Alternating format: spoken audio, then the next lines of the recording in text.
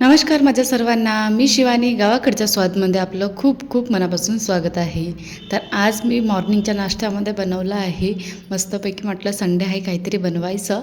तर इडली ढोकळ्याची रेसिपी बनवली आहे. मेन म्हणजे तर ही ढोकळ्याचीच रेसिपी आहे, पण मी याला इडली मेकरमध्ये बनवलेलं आहे म्हणून मी याला नाव दिलं इडली ढोकळा. तर चला सुरू करूया आजची रेसिपी. त्यासाठी मी 1 कप पाणी घेतलेलं आहे. त्यामध्ये 2 चम्मच साखर, सोबतच चवीनुसार मीठ टाकायचं अर्धा चम्मच आणि नंतर थोडंसं 2 चम्मच तेल टाकायचं. हे अगोदर सगळं आपल्याला मिक्स करून घ्यायचं आहे. जोपर्यंत साखर विरघळत नाही तोपर्यंत छानपैकी असं मिक्स करायचं व नंतर त्यामध्ये आपल्याला 1 कप बेसन टाकायचं आहे. ज्या कपाने मी अगोदर पाणी टाकलं होतं ना, तेच मेजरिंग म्हणजे सेमच लेवलवर असल्यासारखं आहे दोन्ही कप. तर यामध्ये मी बेसन ठेवलं होतं म्हणून त्या कपाने पाणी टाकलेलं आहे. सपोज कोणत्याही याच्याने घ्याल ना तुम्ही तर 1च कप बेसन आणि 1च कप पाणी टाकायचं.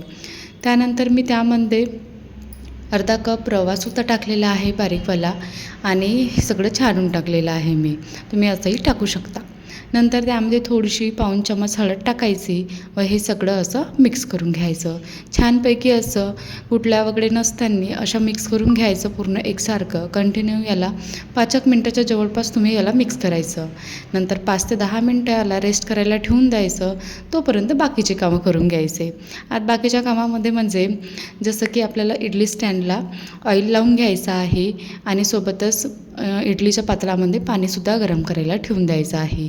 जोपर्यंत पाण्याला उकळी वगैरे येत नाही हलकीशी तोपर्यंत ते पण बॅटर जे आहे ते पण छानपैकी असा रवा तो फुलून जाते आणि इडल्यासुद्धा छानपैकी अशा टम्म फुगून जातात.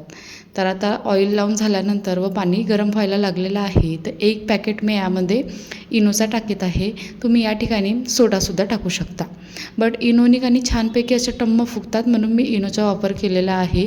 सोबतच थोडंसं पाणी टाकायचं आणि त्याला ॲक्टिवेट करून घ्यायचं व मिक्स करून घ्यायचं. मिक्स करून झाल्यानंतर इडली पात्रामध्ये बॅटर फिलअप करायचं आणि इडली मेकरमध्ये याला शिजवायला ठेवून द्यायचं.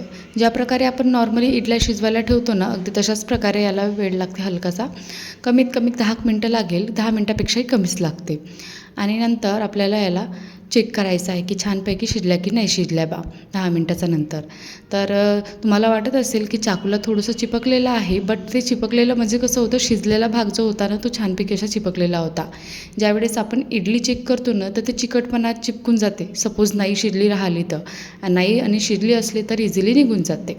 बट हे ढोकळ्याचं होतं म्हणून थोडंसं असं वाटत होतं की चिपकलेलं आहे. बट इडल्या ह्या छानपैकी अशा टम्म फुगलेल्या होत्या आणि स्पॉन्जीसुद्धा झालेल्या होत्या. बघू शकता इझिली छानपैकी काहीही न करता पटकन चम्मचने निघत आहे आणि फुगल्यासुद्धा होत्या असं मस्तपैकी टम्म झालेल्या होत्या आणि स्पॉन्जीनेस याचीवाली अतिशय भारी वाटली मला. नॉर्मली आपण ढोकळा बनवतो तोसुद्धा स्पॉन्जी होते बट यामध्ये इडली मेकरमध्ये बनवल्यानंतर ना अतिशय छान होते. यावर मी थोडंसं रेड चिली पावडर सोबतच तडका टाकलेला आहे आणि मिरच्या आणि कोथिंबीर वगैरे याच्यावाला. तुम्ही त्याच्यावाला जो तडका असते ना साखर वगैरे टाकून तोसुद्धा तुम्ही टाकू शकता. आणि बघू शकता किती छानपैकी अशा आतमधनं सुद्धा स्पॉन्जी झालेल्या आहे. अशा प्रकारे ही ढोकळा इडली तयार झालेली आहे. कशी वाटली आजची ही रेसिपी? आवडली असेल तर बनवून बघा आणि चॅनलला सबस्क्राईब करायला विसरू नका. अशाच रेसिपी बघत राहा, एन्जॉय करत राहा. चला तर टेक केअर, बाय. तुम्ही याला काय नाव द्याल हे मला कमेंटमध्ये सुद्धा सांगाल.